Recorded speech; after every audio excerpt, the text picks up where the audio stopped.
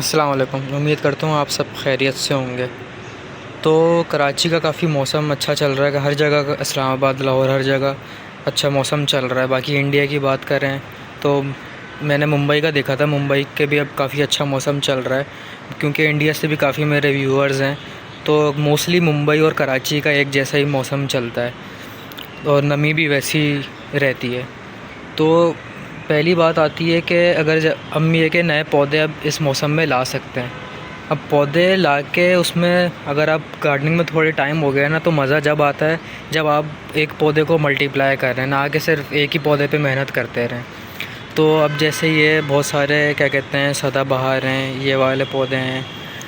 अब जैसे ये वाली बेल है, इसमें भी लगी हुई है और इधर भी हैं।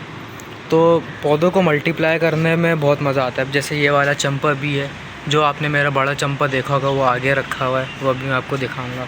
तो मल्टीप्लाई करने में बहुत मज़ा आता है। ये वाली मेरी कलमें थी, ये सारी मोतिया की कलमें लगी हुई हैं, एक ये रही, एक ये रही, एक ये रही। तो इस चीज़ में काफ़ी मज़ा आता है। तो अब पहली बात आती है कि जो नए पौधे आते हैं उनको हेल्दी कैसे रखें।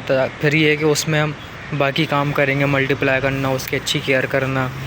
तो सबसे पहली बात आती है, अब जब भी कोई नया पौधा लाते हैं ना, अब जैसे ये मैं पौधा लाया था तो उस ये ज़मीन के ऊपर रखे हुए होते हैं, ये सारे जो गमले होते हैं ना। अब ये लोग बस एक गमले में लगा के छोड़ देते हैं।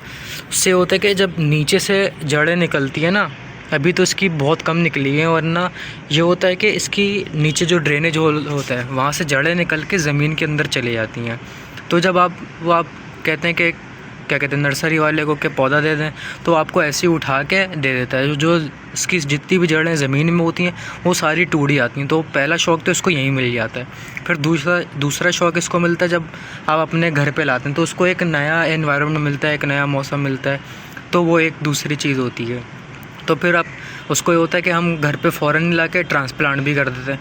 फिर ट्रांसप्लांट में भी ये होता है कि अगर क्या कहते हैं जब कर रहे होते हैं तो उसमें भी कुछ जड़ें डैमेज हो जाती हैं, तो मिट्टी उसमें कैसी होती है, तो ये वाले शौक़ उसको अलग मिल जाते हैं।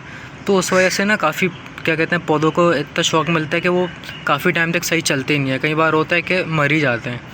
तो ये चीज़ें आपको ध्यान में रखनी होती है कि जब भी आप क्या कहते हैं पौधा लेके आएँ, आप जब भी उठा रहे हो गमलों को बड़े आराम से उठाया करें और देखा करें कि उसकी जड़ें ज़मीन में तो नहीं गई हुई, क्योंकि अगर वो टूट जाती है ना तो फिर पौधे के लिए काफ़ी नुकसान होता है। फिर दूसरी चीज़ ये है कि जब आप घर पे लाते हैं ना, इसको आप थोड़ी देर मतलब 2 से 3 दिन ऐसे ही रख दिया करें। भले उसकी जड़ें गमले से बाहर निकली हुई हों या जो भी हो, तो मसला नहीं है। आप इसको 1-2 दिन अपने घर पे रखें, उसके बाद फिर उसको बड़े गमले में करना है या जो करना है वो करा करें। फिर दूसरी चीज़, मिट्टी जो आप यूज़ करते हैं ना, मिट्टी जो होती है आप उसको पहले सुखा लिया करें, ना कि एकदम गीली मिट्टी या पुरानी मिट्टी में ऐसी लगा दिया करें। मिट्टी को ये होता है कि मिट्टी भी अगर उनको अच्छी मिले तो अच्छी बात है। तो ये कि आप 24 घंटे उसको धूप में सुखा लें मिट्टी को। उसमें फिर ये है कि आप क्या कहते हैं 3 हिस्से मिट्टी ले लें या एक हिस्सा गाय का गोबर ले लें। गाय का गोबर आसानी से मिल जाता है, वरना गाय के गोबर से जो ज़्यादा अच्छी चीज़ होती है ना, वो होती है चिकन मैन्योर। जैसे मतलब गाय का गोबर होता है और एक मुर्गियों का होता है। तो मुर्गियों का जो होता है ना वो ज़्यादा बेटर होता है, उसमें काफ़ी ज़्यादा न्यूट्रेंट होता है, नाइट्रोजन भी ज़्यादा होता है, फॉस्फोरस पोटेशियम भी ज़्यादा होता है। तो उससे ये होता है कि और अच्छे न्यूट्रिएंट्स मिलते हैं और अच्छी ग्रोथ होती है। तो ये कुछ चीज़ें होती हैं। और क्या कहते हैं आप जब नए पौधे लेके आएँ उनके क्या कहते हैं उनके साथ ऐसा करा करें।